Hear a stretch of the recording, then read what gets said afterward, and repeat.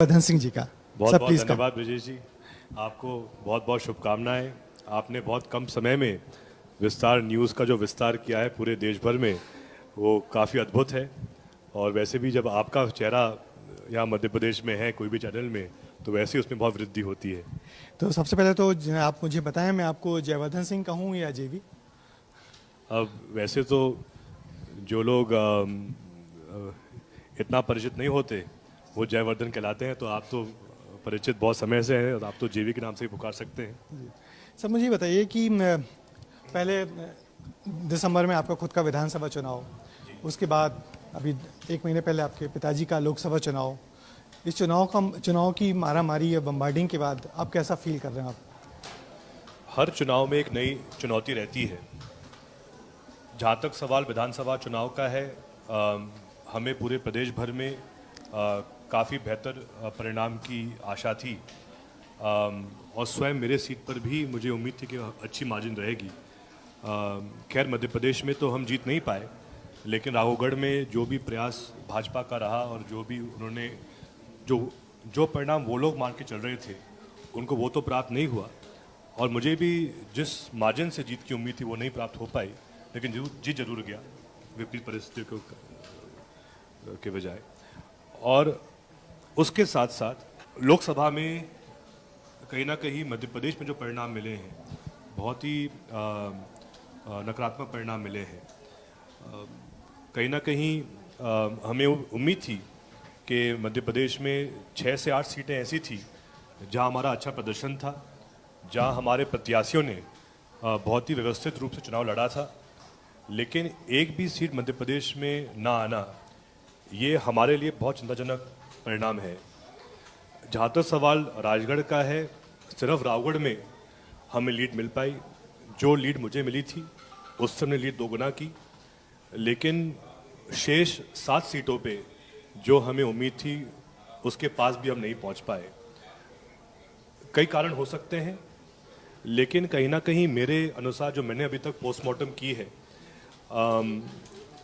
लाडली बहना योजना का जो एक असर पूरे प्रदेश भर में आया है, ये कहीं ना कहीं कांग्रेस पार्टी की मध्य प्रदेश में कमी है कि हम अपने स्तर पर हमारे संगठन में, चाहे वो प्रदेश का हो, चाहे वो जिले का हो, ब्लॉक का हो या पोलिंग बूथ का हो, आज भी हम महिलाओं की भागीदारी सुनिश्चित नहीं कर पाए हैं। जबकि हमको ये जानकारी थी कि विधानसभा में भी हमें जो संपर्क महिलाओं से करना चाहिए था वो हम नहीं कर पाए थे। लेकिन पिछले 6 महीनों में हमने कोई ठोस कदम नहीं उठाया जिससे कि हम महिलाओं तक पहुंच सकते थे। तो अब इसके बारे में ज़रूर हमारे पास अब समय है, अब 4 साल का समय गैप है अगले चुनाव के लिए। तो इस समय में हम कैसे महिलाओं की भागीदारी संगठन में कर सकते हैं, हमको इस पर विचार करना चाहिए। मगर मेरा सवाल ये भी था कि ये जो लंबे लंबे चुनाव होते हैं, कितना थकाते हैं आप लोगों को? थकान तो बहुत होती है, क्योंकि चुनाव में सिर्फ फिजिकल नहीं बल्कि इमोशनल प्रेशर भी बहुत रहता है। टाइमिंग्स ऐसी रहती हैं कि आप सुबह 8-9 बजे से प्रचार कर रहे हैं, रात को आप देर रात 3-4 बजे वापस आ रहे हैं। लेकिन मैंने मेरे पिता से सीखा है कि चाहे आप 16-20 घंटे भी काम कर रहे हो, लेकिन अगर आप प्रतिदिन योगा और पूजा पाठ करोगे तो फिर वापस वो एनर्जी वापस सुबह मिल जाती है। तो आपका दिन कैसे शुरू होता है? आप भी योगा करते हैं क्या? जी, प्रतिदिन जब मैं सुबह उठता हूँ लगभग 6 बजे, तो सबसे पहले मैं लगभग आधे से पौना घंटा मैं योगा करता हूँ। उसमें प्राणायाम और कुछ और जो हमारे गुरु ने हमको कुछ आसन सिखाए हैं, सबसे पहले मैं वो पूरे करता हूँ। उसके बाद फिर नहाने के बाद पूजा पाठ होती है लगभग 20-25 मिनट की, और फिर ही उसके बाद हम फिर मैदान में सामने आते हैं। और कहीं ना कहीं उस अनुशासन के माध्यम से जो फिज़िकल और मेंटल जो एक पावर हर दिन होना चाहिए एक व्यक्ति में, क्योंकि हर दिन राजनीति में एक नई चुनौती हमारे सामने आती है, और उस चुनौती का सामना करना, जनता और आम हमारे मतदाताओं के आशाओं को पूरा करना, ये कोई सरल बात नहीं है। उसमें अलग अलग परिस्थितियाँ होती है और आखिर आज के ज़माने में अधिकतर 90% जो लोग एक नेता के पास आते हैं वो कई उम्मीद के साथ आते हैं। कहीं ना कहीं जब कोई मतदाता या कोई भी आमजन संकट में रहता है तो वो अपने विधायक या सांसद या मंत्री के पास एक ऐसी उम्मीद के साथ आता है कि वो खाली हाथ ना लौटे। और हमें हर व्यक्ति का काम करना एक चुनौती होती है क्योंकि अलग अलग परिस्थितियाँ रहती हैं, हर काम पूरा हो ये भी संभव नहीं रहता है, लेकिन हमारा प्रयास 100% रहे, ये सदैव हमारा प्रयास है। चलिए चलिए, और शायद यही आपकी लोकप्रियता की वजह है जो ढेर सारे लोग आपके आसपास आते हैं कि और जिस संजीदगी से आप लोगों की समस्याएं सुनते हो करते हैं। जी भाई, ये हमारा स्टूडियो है और जहाँ से हम आपको लेके आए हैं वो तो न्यूज़ रूम था और ये स्टूडियो है, यहाँ बैठ के हम लोग न्यूज़ पढ़ते हैं और ये एलईडी स्क्रीन है। तो आपने देखा होगा कि कैसे स्टूडियो तो आप पहले भी कभी गए होंगे। जी, मैं कई स्टूडियो में गया हूँ, लेकिन विस्तार न्यूज़ ने विशेषकर मध्य प्रदेश के अगर हम स्टैंडर्ड देखें तो उसके हिसाब से जो बहुत ही आधुनिक स्टूडियोज़ नोएडा में दिखते हैं, शायद ये ऐसा पहला स्टूडियो होगा जो मध्य प्रदेश में भी है। तो हम चाहेंगे कभी आप भी यहाँ के न्यूज़ पढ़ लिया करें। ज़रूर। आजकल मेरे हिसाब से चाहे एमएलएज हो चाहे मेंबर्स ऑफ पार्लियामेंट भी हो, हम सबको भी कहीं ना कहीं इसमें आपके साथ भागीदारी करनी चाहिए। थोड़ी बहुत प्रदेश में और हमारे क्षेत्र में भी क्या परिस्थितियां हैं, अगर आप हमें मौका देंगे तो हम भी न्यूज़ रूम में आकर वो सब खबर यहाँ पढ़ेंगे। अच्छा, नहीं चलिए तो अच्छा है। मगर जैसा आपका बैकग्राउंड है, आप तो पढ़ने विदेश गए हुए थे, वहाँ से आपने अच्छी खासी पढ़ाई भी की है, school of international politics affair सबका। तो क्या तभी से आपने सोच रखा था पॉलिटिक्स करेंगे या? लगभग 2009 में जब मैं नौकरी कर रहा था बॉम्बे में, मुझे लगा, उस समय बहुत सारे यंग एमपीज़ निर्वाचित होकर आए थे यूपीए 2 में, और जब मैंने मेरे फादर से कहा, वो उस समय महामंत्री थे दिल्ली में, कि मुझे भी इंटरेस्ट हो रहा है राजनीति में, और उसके साथ साथ जब भी मैं वापस घर राघवगढ़ जाता था तो लोग मुझसे पूछते थे कि आप तो राघवगढ़ के हो, लेकिन आप तो बाहर रह रहे हो, दिल्ली रह रहे हो, बॉम्बे रह रहे हो, नौकरी कर रहे हो, आप हमारे पास क्यों नहीं आते वापस? तो मेरे मन में ये भावना थी कि भाई जब सब लोग डिमांड भी कर रहे हैं और समय भी ऐसा है कि काफ़ी यंग पॉलिटिशियंस जिनके पास बैचलर्स डिग्री है, मास्टर्स डिग्री है, वो भी राजनीति में आ रहे हैं, तो मैंने सबसे पहले कहा मेरे फादर को कि मेरी भी इच्छा है राजनीति में आने की, पॉलिटिक्स ज्वाइन करने की।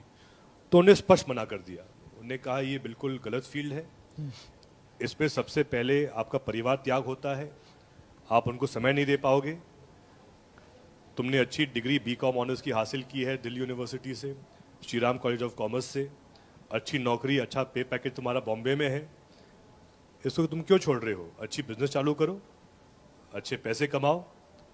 तो मैंने कहा नहीं, मतलब मैंने काफ़ी विचार किया है इसके संबंध में और मुझे घर आना है वापस और आपकी मदद करनी है। तो उन्होंने कहा देखो ऐसे तुम नहीं कर पाओगे, तुम पहले राघवगढ़ जाओ, लगभग हमारे विधानसभा क्षेत्र में लगभग 500 गांव हैं, तुम गांव में जाके जनता से मिलो मेरे बिना। उन्होंने कहा मैं नहीं आऊँगा, तुम अकेले जाओ, जो हमारे वहाँ के नेता कार्यकर्ता, हमारे जो पारिवारिक संबंध अलग अलग गांव में हैं, तुम उनसे संपर्क करो, उनके साथ रहो, जनता गांव में कैसे रहती है, उनके क्या क्या समस्या रहती हैं, उनको समझो, और अगर तुम लगभग 2 हफ्तों के लिए पदयात्रा कर पाओगे, गांव में रात को रुक पाओगे, तो फिर मैं स्वीकार करूंगा कि तुम्हारे में क्षमता है राजनीति में आने की। तो फिर मैंने 2 बार, एक बार गर्मी में, एक बार सर्दी में 2 पदयात्राएं की थी। और आपकी एक पदयात्रा में तो मैं भी गया था। जी जरूर, आप भी उस समय पधारे थे। तो जब मैंने वो 2 पदयात्राएं पूरी की और जब मुझे लगा कि नहीं, मैं इस वातावरण में भी मैं कंफर्टेबल हूँ, मुझे इसमें काफ़ी रुचि भी है, फिर जब मैंने मेरी मास्टर्स डिग्री पूरी की थी न्यूयॉर्क से, उसके बाद फिर 2013 में मुझे पहली बार सौभाग्य मिला था चुनाव लड़ने का, और तब से लेके आज तक 3 चुनाव मैं लड़ चुका हूँ, और राघवगढ़ की जनता के आशीर्वाद से तीनों बार मुझे जीत प्राप्त हुई है।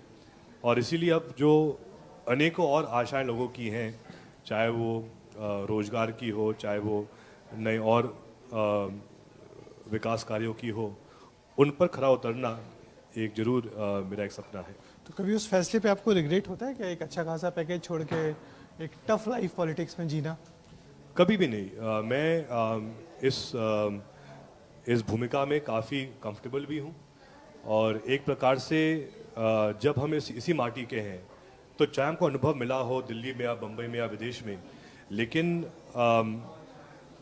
मेरे हिसाब से हर युवा को आज ये सोचना चाहिए है कि हम जहाँ के मूल निवासी हैं और जहाँ का हमारा परिवार है, हम अपने अपने स्तर पर बिजनेस में या कोई भी फील्ड में सफल होने के बाद हम घर आकर कैसे यहाँ पर एक सकारात्मक भूमिका में कुछ अच्छा कर सकते हैं, ये हर युवा को विचार करना चाहिए। और ये मेरे अनुसार ये सिर्फ राजनीति में ही नहीं हो सकता, सोशल वर्क के द्वारा भी आजकल बहुत सारे अलग अलग माध्यम हैं जनता के पास, जिसके माध्यम से हम समाज में विशेषकर छोटे कस्बों में और पंचायतों में भी एक पॉजिटिव इम्पैक्ट कर सकते हैं। और यही मेरी खुद की भी सोच थी कि भाई मुझे मास्टर्स डिग्री मिल चुकी है अमेरिका में, मैंने नौकरी भी की है बड़ी मल्टीनेशनल कंपनी में, लेकिन आखिर मैं इसके बाद अब क्या करूँगा। मैंने कहा भाई जो मेरा जहाँ से मैं मेरा परिवार है, जहाँ के हम मूल निवासी हैं, हम वहाँ जाकर कुछ पॉजिटिव इम्पैक्ट करें, तो ही तो मतलब हम कहीं ना कहीं जो बिल्कुल वो एक अंग है हमारे प्रदेश और देश का, जिसके पास कहीं ना कहीं मौका नहीं मिल पाता है, जिसको अवसर नहीं मिल पाता है, हम उनकी ज़िंदगी में और बेहतर इम्पैक्ट कैसे ला सकते हैं, ये हमारा प्रयास होना चाहिए। चलिए आपको मैं कुछ, ये हमारे सूरज हैं रिपोर्टर है, कुछ जानना चाहेंगे आपसे। सर पहला सवाल तो ये कि आपके चाचा जी हैं लक्ष्मण सिंह जी, हमेशा आपकी पार्टी पर और खुद आपके पिताजी पर भी सवाल उठाते रहते हैं, तो कैसा माहौल लगता है जब आपके घर के लोग ही आपकी राजनीति पर सवाल उठाएं? तो मेरे काका लक्ष्मण सिंह जी 5 बार के सांसद हैं, 2 बार के विधायक हैं, और जब मैं शायद 4-5 साल का था तब वो पहली बार विधायक बने थे। तो इतने अनुभवी नेता पर मैं प्रश्न उठाऊं वो उचित नहीं रहता है, लेकिन देखिए हर व्यक्ति का एक अलग चरित्र होता है, एक अलग स्टाइल होती है राजनीति करने की, और बहुत सारे नेता ऐसे होते हैं जो बात उनके मन में है वो कभी कैमरा के सामने नहीं बोलते, लेकिन काका एक ऐसे व्यक्ति हैं कि जो उनके मन में है, जो उनके दिल में है, वो स्पष्ट कैमरे के सामने भी कहेंगे। एक सवाल इसके बाद और पूछूंगा कि आपके पिताजी सोशल इंजीनियरिंग में माहिर हैं, लेकिन कहाँ चूक हो जाती है, चुनाव हार जाते हैं और फिर ईवीएम पर सवाल उठाते हैं। इस बार को छोड़कर हर बार ईवीएम पर सवाल उठाया, बड़े बड़े आंदोलन भी किए, तो आपका क्या मानना है, क्या ईवीएम सही है या गलत है? आपने 2 प्रश्न पूछे हैं। जहाँ तक बात सोशल इंजीनियरिंग की है, मैं जब विदेश में पढ़ाई कर रहा था तो किसी ने उन्होंने से पूछा कि आप जब मुख्यमंत्री थे तो आपकी अनेकों योजनाएं थी, एजुकेशन गारंटी स्कीम, अलग अलग और भी योजनाएं थी वाटर शेड मैनेजमेंट के संबंध में, जिसकी चर्चा पूरे देश और विश्व में हुई थी। काफ़ी प्रोफेसर बाहर के भी आकर उन्होंने अध्ययन किया था इन सब योजनाओं के बारे में जो जिला सरकार उन्होंने स्थापित की थी। तो उन्होंने स्पष्ट उत्तर दिया था कि, और उनका दूसरा प्रश्न था उस प्रोफेसर का कि इन सब योजनाओं के बावजूद आपकी सरकार क्यों हारी इतनी भारी मतों से 2003 में। तो उनका उत्तर था दिग्विजय सिंह जी का कि देखो, मैंने गांधी जी की जो सोच थी ग्राम स्वराज की, उसका पालन करने का मैंने प्रयास किया। उसके बाद उनकी सोच ये भी थी गांधी जी की कि हर वर्ग को, हर समाज को अधिकार मिलना चाहिए है, उनको संपत्ति मिलनी चाहिए है, और जो उस समय उन्होंने पट्टे उस समय बांटे थे एससी और एसटी के वर्गों को, कहीं ना कहीं उस योजना से सामान्य और ओबीसी वर्ग में काफ़ी नाराजगी आई थी कि सबको क्यों नहीं दी जा रहे हैं पट्टे ये, और उससे उनको नुकसान हुआ उस समय। तो उन्होंने स्पष्ट कहा कि जो गांधी जी की सोच थी कि हर व्यक्ति के पास अधिकार और संपत्ति होनी चाहिए है, उसी सोच का क्रियान्वयन करने के लिए उन्होंने ये योजनाएं लागू की थी, उसका उल्टा असर हुआ। तो ये एक जरूर बड़ा कारण रहा था। पहले कुछ आपको फोटो दिखाते हैं। ये काफी पुराना फोटो है आपका ना? जी, मैं शायद 10 महीने या 1 साल का था उस समय, और दिग्विजय सिंह जी उस समय सांसद थे। अच्छा जी, शायद अच्छा, आपका तो बड़ा परिवार, आपकी 5 बहनें हैं। जी, चार बड़ी चार बड़ी चार बहन। बड़ी बहनें हैं। 4 बहनों के बाद के आप भाई हैं। जी। तो नेचुरली घर में सबके दुलारे होंगे। जी जरूर, लेकिन चार बहनों के साथ ऐसा भी रहता है कि अगर सबसे छोटा एक लड़का है तो उनको काफी रैगिंग भी उसकी होती है। अच्छा, तो आपकी रैगिंग होती थी? जी, रैगिंग भी हुई, बहुत प्रेम भी मिला, लेकिन हमेशा हमारे परिवार में ऐसी स्थिति रही कि मेरे माता और पिता दोनों हमेशा बहुत स्ट्रिक्ट रहे और उनका हमेशा यही उनकी सोच थी कि चाहे उनके बच्चे पढ़ाई कर रहे हो बोर्डिंग स्कूल में या कहीं कॉलेज में दिल्ली में हो, लेकिन जो हमारे पुराने रीति रिवाज हैं, जो संस्कार और जो एक प्रकार से जो सीख हमें मिली बचपन से, वो हमेशा जो रावगढ़ के अंतर्गत और हमारे समाज और धर्म में जो एक परंपरा रही है उसके हिसाब से मिली। जी, ये मेरे मदर के साथ फोटो है। उनने बहुत सारी मान्यताएं ली थी अच्छा। कि उनका बेटा हो जाए। अब वो एक माइंडसेट रहता है आज भी हमारे देश में कि एक बेटा होना चाहिए। मेरा जन्म हुआ था उस समय की शायद सूरज पूजा जो होती है, अच्छा। उस समय की शायद फोटो है। आपकी पत्नी? जी, मेरी पत्नी श्री जामिया सिंह के साथ ये फोटो है। एक कोई अपने कार्यक्रम था तो उसमें शायद कथा या एक भजन संध्या थी। तो पॉलिटिक्स में कितना आपको सपोर्ट मिलता है अपनी पत्नी, क्योंकि हम लोग जानते हैं आपकी लाइफ बहुत व्यस्तता वाली भरी रहती है, तो कितना समय दे पाते हैं परिवार को, कितना सपोर्ट कर पाती हैं आपकी वाइफ? इंग्लिश में भी एक कहावत है, behind every successful man is even more successful woman. और जहाँ तक मेरा सवाल है, विशेषकर शादी के बाद मेरी किस्मत और खुली है। अच्छा। उसके बाद ही मैं मंत्री बना और शादी के बाद मैं 2 बार और विधायक भी बना हूँ। कहीं ना कहीं एक लेडी लक और एक हर पुरुष के जीवन में अगर एक ऐसी महिला रहे जो घर में स्टेबिलिटी लाए या घर में एक ऐसा वातावरण पैदा करे जहाँ जब हम काम और मेहनत करने के बाद घर लौटते हैं और वहीं परिवार जब साथ में रहता है तो उससे कहीं ना कहीं एक इमोशनल स्टेबिलिटी एक व्यक्ति में रहती है। और मैं बहुत भाग्यशाली हूँ, कृपा है राघव जी महाराज की, हमारी कुलदेवी आशापुरा माँ की, कि मुझे एक ऐसी जीवन साथी मिली है श्री जामिया के रूप में, जिन्होंने पूरा जो रावगढ़ में जो हमारा पूरा सेटअप है उसको भी संभाला है। और हर पल जब भी मैं कोई कहीं ना कहीं कभी कोई कन्फ्यूजन में रहता हूँ, कोई भ्रम रहता है, तो इनसे बात करके वो सब और भी जो समस्याएं होती हैं वो दूर हो जाती हैं। पॉलिटिकल चर्चा भी होती है आपकी? बहुत कम, वो कभी कभार होती है, लेकिन 95% समय ऐसी कोई चर्चा नहीं होती है। आपकी शादी का फोटो है? जी, ये असल में मेरी शादी नहीं, मेरी भांजी की शादी का फोटो है। अच्छा जी, उस समय का ये फोटो है। बहुत सुंदर फोटो है। तो ये जो हमारे परिवार में जो कस्टम्स जो रहते हैं, और पुरुष तो अचकन और वो तलवार लेके चलते हैं और साफा भी रहता है, और महिलाएं जो लहंगा है वो होता है तो हमारे मैंने हमको तो समझना मुश्किल हो रहा है कि आप इसमें अच्छे लग रहे हैं इसमें। तो कहाँ की आपकी वाइफ?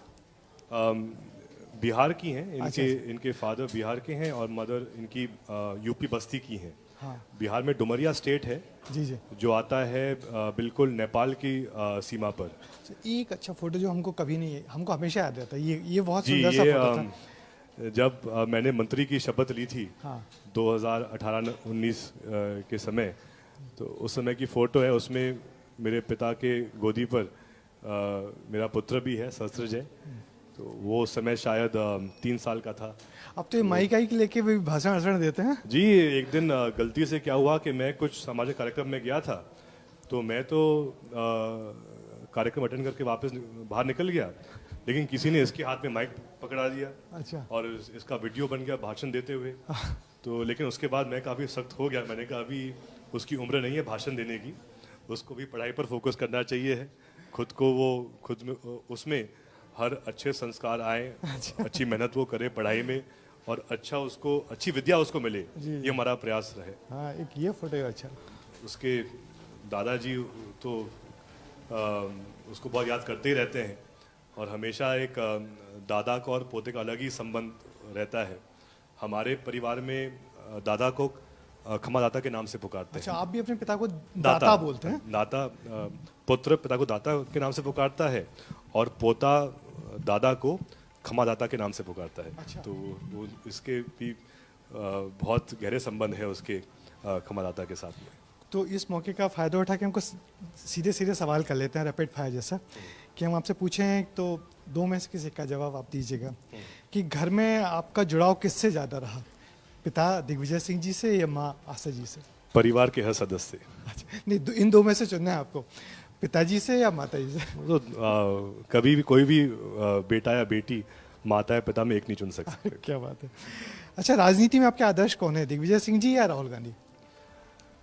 मुझे सिखाया सब दिग्विजय सिंह जी ने है, लेकिन आदर्श मेरे राहुल गांधी जी हैं। अच्छा, पॉलिटिक्स में जो गुड लुकिंग चार्मिंग लीडर्स होते हैं, इससे उसको फ़ायदा होता है नुकसान? मेरे फादर हमेशा कहते हैं handsome is what handsome does. तो चेहरा कैसा है कैसा नहीं है उससे कोई अंतर नहीं पड़ता है, हमारे कर्म सही हो वो ज़रूरी है। अच्छा, पसंद क्या है आपको, फुल टाइम राजनीति करना है या परिवार के साथ वक्त बिताना? राजनीति एक वे ऑफ लाइफ है। तो कोई भी राजनेता जो राजनीति करता है, अगर वो राजनीति को अपना वे ऑफ लाइफ मान लेता है तो उसमें समय मिल जाता है परिवार के लिए भी। चलिए, भविष्य में क्या बनना चाहते हैं, मुख्यमंत्री या प्रधानमंत्री? मेरे मन में ऐसा कोई पद का लक्ष्य नहीं है। राजनीति में मैं इसलिए आया था ताकि मैं जनसेवा कर पाऊँ। अब उस जनसेवा के माध्यम से मैं किस पद तक पहुँच पाऊँगा ये तो सब भगवान के भरोसे है। अच्छा, मगर ये जो आप एक लिगेसी को कैरी कर रहे हैं, आपके पिताजी बड़े लीडर्स हैं, तो ये सब फायदा देता है या कई जगह नुकसान हो जाता है, या कुछ उसका बोझ लगता है आपको? शुरुआत में ज़रूर फ़ायदा रहता है क्योंकि हर युवा के लिए इतना आसान नहीं है पॉलिटिक्स में एंट्री करना, लेकिन एक बार आप उसमें आ जाते हो उसके बाद कहीं ना कहीं हर व्यक्ति आपकी तुलना करता है आपके पिता से या जो भी और मेंबर राजनीति में रहता है, तो वो कहीं ना कहीं एक उससे कुछ ना कुछ नुकसान भी रहता है क्योंकि हर व्यक्ति की अलग पहचान रहती है। और मैंने भी पिछले 11 साल में हमेशा ये प्रयास किया है कि जो मेरी पहचान है वो अलग बने, जो मेरी अलग आइडेंटिटी है, मैं अलग व्यक्ति हूँ। तो मेरा हमेशा ये प्रयास रहता है कि मेरा जो भी नाम अगर प्रदेश में हो या कहीं पर भी हो, वो मेरे जो कर्म है उसके माध्यम से जनता को दिखे। कोई मैं किसी का पुत्र हूँ या किसी परिवार से हूँ उसके माध्यम से नहीं, बल्कि जो मैंने काम किया है पिछले 11 साल में उस काम और व्यवहार के द्वारा जो मेरा नाम है वो बने, ये मेरा प्रयास है। बिल्कुल निश्चित ही आपका नाम तो बनना है। हमारे साथ अंजलि हैं, आपने बात की। पिता पुत्र की बातें एक जीने की राह दिखाता है। आपके पिताजी का कोई ऐसा लाइफ मंत्र जो आपको दिया हो? दो उनके विशेष पॉइंट्स रहे हैं जी। एक, उनने मुझे कहा था जब मैं 16 साल का हो गया था कि अब जो एक संबंध रहता है पिता पुत्र का, वो एक पिता पुत्र का नहीं बल्कि दो मित्रों का रहता है। तो उनने कहा था मुझे जब मैं 16 वर्ष का हो गया था कि अब तू मेरे साथ हर बात शेयर करेगा और मुझे बताएगा। और दूसरा, उन्होंने जो उनमें डिसिप्लिन है, एक टाइम टेबल होनी चाहिए है। अभी तस्वीरें हम देख रहे थे, आपकी शादी की तस्वीरें, 9 साल हो चुके हैं, बिहार से हैं आपकी पत्नी, तो बिहार में कहाँ कहाँ घूमने गए हैं आप और कितनी भोजपुरी सिखाई है उन्होंने आपको? मैं तो बिल्कुल नहीं सीख पाया, लेकिन आज भी मेरी वाइफ 9 साल शादी को हो गए हैं, लेकिन आज भी कभी कभी वो गलती से भोजपुरी में बात करने लगती है। तो उनको तो भोजपुरी बहुत पसंद है, उनका अच्छा नियंत्रण भी है भोजपुरी के ऊपर। बिहार तो अब लगभग जहाँ तक बात ससुराल की है, मैं 3-4 बार वहाँ जा चुका हूँ और समय ज़रूर कम मिलता है, लेकिन उनका पूरा परिवार हमेशा हम तो संपर्क में रहते हैं उनके साथ, ससुराल के साथ में। लेकिन जब से मेरी शादी हुई है, कहीं ना कहीं पूरे जीवन में एक ऐसा एक साथी मिला है जो हर पल कहीं ना कहीं, चाहे हम उनके साथ हो या ना हो, उनका लेकिन हमेशा सहयोग साथ में रहता है। जय राघव जी की। आप सब ठीक है? ये शर्माते नहीं हैं? इसमें काफ़ी कॉन्फिडेंस है और ये 17 नवंबर के दिन जब वोटिंग थी, अच्छा। उस दिन के लिए वोट मांग रहा था। हाँ। अच्छा, सहयोग ये था हाँ। कि 17 नवंबर को हमारी पत्नी का जन्मदिन भी था। अच्छा, तभी वो बोल रहे हैं कि मेरे दादा को वोट दीजिए, मेरी माँ को। जन्मदिन की शुभकामनाएं भी देना है। 8 साल का ही है, अभी बहुत छोटा है, लेकिन इसमें कॉन्फिडेंस काफ़ी है। ये चुनाव प्रचार के दौरान गए। जी, ये लगभग 1.5 महीने पहले का ही वीडियो है। ये हमारे गांव है शंकरपुरा इमलिया। तो इसके एक दिन पहले ही मैं इनके यहाँ शादी में गया था, दुल्हन के यहाँ पे जहाँ पे शादी थी। और संयोग से मैं किसी के घर पे जा रहा था और मुझे ये दिख गए स्कूटर पे। तो मैंने कहा मैं तो आपके यहाँ कल ही आया था, रात को 12 बजे मैं पहुंचा था। दूल्हा दुल्हन मोटरसाइकिल में चले हाँ, बाइक पे आ रहे थे। तो मैंने कहा आप वापस घर क्यों लौट रहे हो बाइक पे? मेरी गाड़ी यहीं खड़ी है, मेरे साथ चलो घर तक। तो ये उसी समय का ये बड़ा अच्छा। चुनाव प्रचार के समय हमको रास्ते में वही मिल गए थे। तो ये तो शायद कभी नहीं भूलेंगे कि जी। जितने प्यार से आपने इनको घर तक छोड़ा अपनी गाड़ी से ले जाके। अगर कोई भी नेता कुछ ऐसा कर पाए अपने क्षेत्र के लिए जिससे कोई परिवार को कभी ना भूल पाए, उससे बेहतर क्या चीज़ हो सकती है। चलिए, और एज ए लीडर पॉलिटिशियन, हम मीडिया से आप क्या उम्मीद करते हैं, नए चैनल से क्या उम्मीद करते हैं, ये भी आपसे जानना चाहेंगे। मुझे तो उम्मीद यही है ब्रिजेश जी कि क्योंकि आप यहाँ पर हैं तो यहाँ पर वही न्यूज़ सामने आती रहेगी जिसके माध्यम से हमारे प्रदेश और हमारे देश में जो वास्तविकता है वो सामने आए। क्योंकि आखिर न्यूज़ एक ऐसा माध्यम है जिसके माध्यम से देश और प्रदेश के हर दर्शक को जो असलियत है ज़मीनी स्तर पे वो दिखे। और क्योंकि आपका इतना क्रेडिबल चेहरा है, आप 20 साल से आप एबीपी न्यूज़ में थे और आपको प्रदेश और देश के अन्य सभी लोग जानते भी हैं, आपको अनेक पुरस्कार मिले हैं, तो आप उसी प्रकार से और उसी स्टाइल में आप यहाँ पे रिपोर्टिंग करते रहें, सबको मार्गदर्शन देते रहें। जो एक आजकल टर्म बन गया है गोदी मीडिया, कहीं ना कहीं मैं जानता हूँ कम से कम बस्ता न्यूज़ में कभी नहीं होने वाला है। चलिए। क्योंकि आपका कैरेक्टर ही ऐसा है कि आप हमेशा हर विषय पर जो एक रियलिटी होती है और जो वास्तविकता होती है, आप उसी को सामने दिखाते भी हैं। तो आपको बहुत बहुत शुभकामनाएं भविष्य के लिए। आपने जो उम्मीदें हम लोगों से की, हम लोग उस पर विस्तार न्यूज़ बिल्कुल खरा उतरेगा। और आप इतने व्यस्त समय में से हमारे स्टूडियो आए, हम लोगों को वक्त दिया, हमारे सारे सवालों का जवाब दिया, तो इसलिए आपको बहुत बहुत शुक्रिया जेवी भाई। और खूब आगे बढ़ें, खूब तरक्की करें और जनता की अपेक्षाओं पर खरे उतरे। तो ये थे जयवर्धन सिंह। और अगली बार कैस्टी न्यूज़ में हम किसी नए मेहमान की शख्सियत से आपका परिचय करवाएंगे। तब तक के लिए नमस्कार।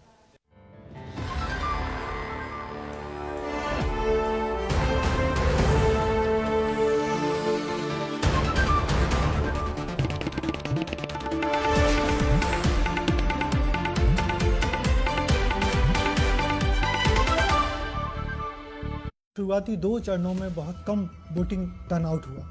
नहीं, ऑनेस्टली ऐसी उम्मीद नहीं थी। मध्य प्रदेश के इन 4 चरणों में सबसे चैलेंजिंग चरण आपको कौन सा लगा? देखिए, सारे फेजेस इक्वली चैलेंजिंग थे। मुरैना में सारे जो उम्मीदवार थे उनको थाने में बिठा लिया, किसी एक जगह इकट्ठा कर लिया था। पहले ये हमेशा से होता रहा है, क्योंकि सब लोग चाहते हैं, जो राजनीतिक दलों के लोग हैं, कोई ये नहीं चाहता कि कोई हिंसा हो या कोई वायलेंस हो। ये जो ईवीएम पे बार बार सवाल उठते हैं कि ईवीएम हैक हो जाती है, इस मशीन से कोई छेड़छाड़ संभव नहीं है। रोज आपके दरवाजे पे पॉलिटिकल पार्टीज के लोग आते हैं एक दूसरे के खिलाफ शिकायतें करने। ये हमारे लिए गंभीर शिकायत की श्रेणी में आती है, हम तत्काल उसकी जांच कराते हैं। आयोग भी थोड़ा सत्ता पक्ष की